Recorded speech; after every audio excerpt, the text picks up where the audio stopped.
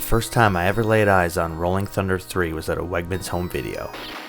That's right, kids. Wegmans used to rent out movies and games back in the 1990s. Now, please remember to be kind and rewind to avoid any of those additional charges. As a kid, I always dreamed of being Dick Tracy or James Bond. So the second I saw this badass Army of Darkness gunslinger on the cover, I knew I needed to rent this game. From the moment the game started, I was hooked. Rolling Thunder 3 is complete with babes, bazookas, and bunny hops so good even Dave Muro would approve. To begin this review, let's talk about the story. In Rolling Thunder 3, we follow Rolling Thunder Operative Jay as he is sent on a mission by a silhouetted IMF Joker-looking figure to track down and defeat Dredd. This is the first outing for Jay as the characters from the previous Rolling Thunder games, Agents Albatross and Layla, are busy with another case. When I first played this game back in the mid-90s, I would have been around 8 years old. As a huge fan of movies, Rolling Thunder's cutscenes really grabbed my attention, and I still believe to this day the best games on the Sega Genesis system are the ones that reveal their stories in this way. A good example of this is in Phantasy Star 4. This is by far one of my favorite games on the Genesis system. But that is a topic for another day. When we're playing the game for this review, I was definitely blinded by my childhood nostalgia. But after a few levels, the cutscenes began to become a bit corny. Even so, they're still engaging to me. But that sweet, sweet gameplay.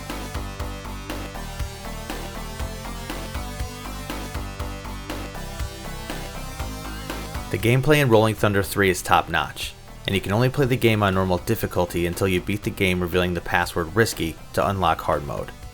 But I suggest if this is your first time playing the game, start on normal, as you'll find yourself dying repeatedly, or maybe that is just due to my poor gaming skills, as you can see from this death counter.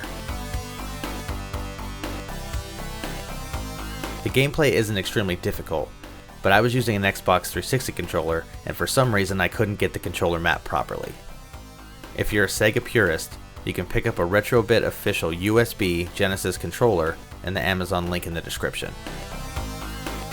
If you want to switch it up a bit, or you're a member of the opposite sex, enter Greed into the password system to play as Ellen instead of Jay.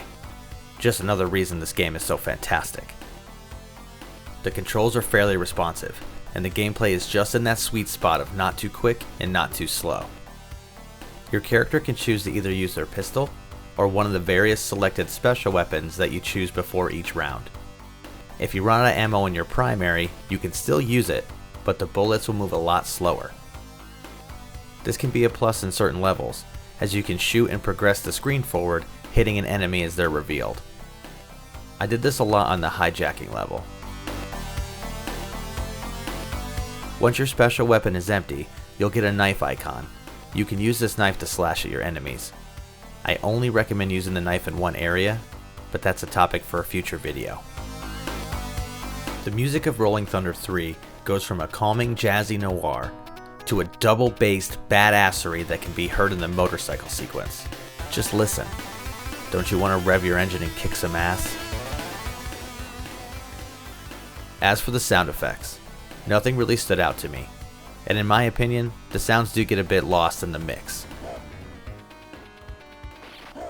This might be something that you can fix in the settings though, if that's your thing. Overall, Rolling Thunder 3 is a must-play even for today's gamers. On a good day, you can play through the game's 10 levels in little under an hour. So if you're a gamer with not a lot of time, this is a game for you. And that's a review. Until next time, this is RGM. See ya!